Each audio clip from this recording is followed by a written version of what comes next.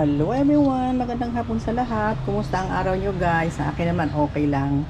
Ito yung aking vlog for the week guys. Yung aking mga photos. Ito yung aking golden photos. Ayan, matagal na matagal ko ng halaman itong mga ito. Napaka-resilient nila. At nandito lang siya sa pot. Ipakita ko sa inyo ang tunay niyang laki. Yung talagang tunay niyang characteristics. Kasi nabubuhay sila sa wild. Epiphytic sila. So, meron ako dun sa ibaba. Makikita nyo kung gaano sila kalaki at yun ang kanilang tunay na mga dahon. Malalaki talaga sila. Ito oh, pinusok ko lang siya dito sa may ibaba. Ayan. At ito oh, gumapang na sila at ganyan kalalaki yung mga dahon niya. At ayan oh. Ito pa sa isa. Ayan, gumapang siya paakyat. Nakita nyo ba ang laki ng mga ugat? Ganyan talaga ang characteristics ng mga golden photos. At dito sa pot na to, nakahang siya. Ayan. Ito naman si neon photos.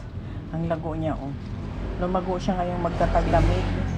Gusto niya yung malamig na panahon guys. Pag masyadong mainit, parang haggard sila masyado. Kaya ayan ngayon, malusog na malusog siya. Ayan. Marami din akong mga propagations nito. Hindi ako nawawala ng mga photos. Ito naman si Marble Queen. Ito yung mother plant ng mga Marble Queen ko dito. Lumiliit na yung dahon niya. Oh. Ayan. Kasi puro ugat na siya sa ilalim. So, marami naman akong propagations nito. So, hinahayaan ko lang siyang ganito. Kasi dito ako kumukuha ng mga pinupropagate ko. Ayan. Kaganda ng variegation nito. At ito naman yung ating Cebu Blue photos.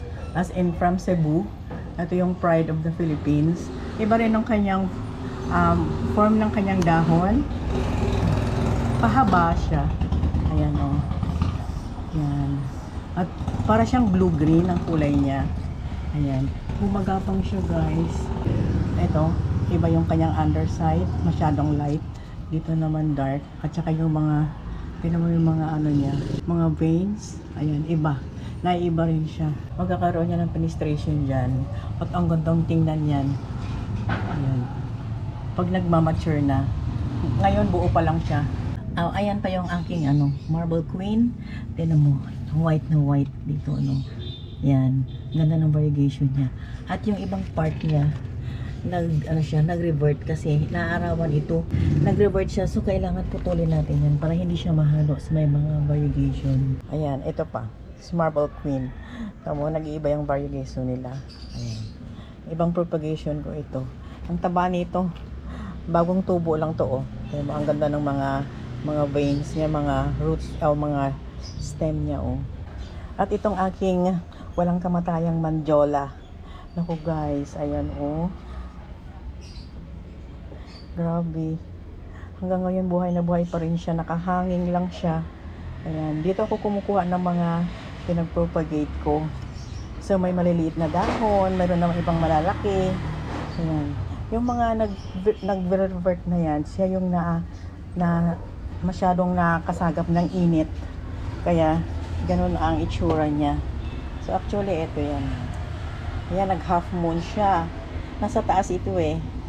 So, mainit masyado. So, pero nakita nyo ang ganda ng variegation niya. Nag-half moon siya. Yung isa may variegation, yung isa green lang. Oh, ito naman, iba rin ang form of variegation niya. Oh, ito din. Iba. Ayan. Si Baby Mindiola. Ayan, oh. Ayan. Diba? Nag-ano siya, nag-golden yellow siya dito. So, ibig sabihin, maganda yung nasagap niyang mga elements. Kaya maganda yung kanyang mga variegation dito sa part na to. Sleeping photos, yung mother plant ko nandun sa ibaba.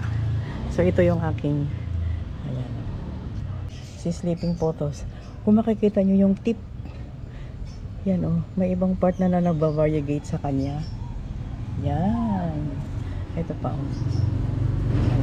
May variegation yan. Yan. So, madali rin silang buhayin talaga. Lahat. At ito yung aking mother plant ng Enjoy. Ayan guys, kumonti na lang siya kasi ayan oh, mahahaba na yung mga ano niya. Mga stem niya. Ayan oh. Oh, payat na. Dito ako kumukuha ng mga propagations ko. Ayan. So, tumanda na siya. pumayat na. Pero maganda pa rin. Yung variegation niya, oh, see? Napakaganda. Yan, ito yung mga naka-water propagations. At pagka umugat na, nililipat ko na yan, mga yan. Ito rin ang aking Scindapsus pictus sa tin photos. Ayan. Ang ganda rin nito, guys. Tingnan mo. Ayan. For ano na yan, pa-plant na yan sa soil kasi marami na siyang ugat. Ito, malulusog sila dito, guys. Dito sa ano na to. Sa place na to. Ayan, ang dami. Oh. Ayan. Ayan, marami ako dito nilagay. Ayan.